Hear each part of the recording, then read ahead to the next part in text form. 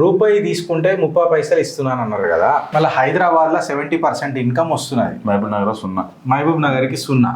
మళ్ళా మీరు మహబూబ్ నగర్కి ఎంత ఇచ్చిర్రు, తెలంగాణ హైదరాబాద్కి ఎంత ఇచ్చిర్రు, హైదరాబాద్లో కూడా ఏ జిహెచ్ఎంసీలు ఎంత వచ్చింది. ఇప్పుడు ఓల్డ్ సిటీ ఉందని అనుకో, అడిగిన ₹1 ట్యాక్స్ రాదు, దానికి ఎంత ఇచ్చిర్రు. అంటే గడ్డం వంశీకృష్ణ గారు, ఇప్పుడు మీరు ఎర్రబత్తి కార్లలో తిరుగుతారు, ఆ ఎర్రబత్తి కార్లలో చుట్టుపక్కల మీకు ఏదో గన్మెన్ ఇచ్చుంటారు, మీకు గవర్నమెంట్ ఆఫ్ ఇండియానే కదా ప్రొవైడ్ చేస్తుంది. 70 పైసలు ఏం ఖర్చు అవుతున్నాయి అని అంటే మళ్ళీ రోడ్లు, ఇన్ఫ్రాస్ట్రక్చర్లు, నీ సివిల్ అమ్యూనిటీస్, సైన్యము, ఆరోగ్యము, విద్య విధానాలు, సంక్షేమాలు ఇవేం నడవద్దు జాతీయ స్థాయిలో. మీరు రూపాయి ఇస్తే మీకు ₹20 ఇవ్వాలి.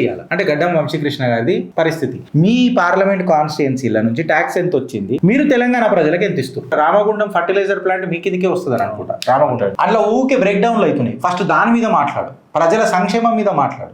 రాజకీయాలు, అడమైన రాజకీయాలు తర్వాత మాట్లాడదాం వంశీకృష్ణ గారు. ఫస్ట్ ముక్కుపచ్చలారని వయసులో పెద్ద పెద్ద ఇవన్నీ పొగడ మాటలు ఎందుకండి. సాక్షాత్తు మీ ముఖ్యమంత్రి గాంధీ కుటుంబానికి 1000 కోట్లు ఇప్పిస్తానన్నాడు, ఉడయ్య జాగిరాన్ని ఇప్పిస్తానన్నాడు. మళ్ళీ మేమెందుకు ఇస్తాం గాంధీ కుటుంబానికి?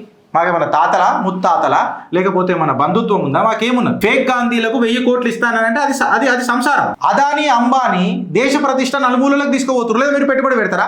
నాకు ఇస్తే నేను పెడతా కదా అని అంటాడు. మళ్ళీ ఉన్న పెట్టుబడులు ఏవైతే ఉన్నాయో అవి చక్కగా ఉన్నాయంటే అవి లేకపోయాయి కదా తెలంగాణ. రామగుండం ఫర్టిలైజర్ ముందు రివ్యూ చేయండి సార్. రివ్యూ చేసిన తర్వాత అదాని అంబానీలు అని చెప్పి మనం పోకడ మాటలు మాట్లాడదాం.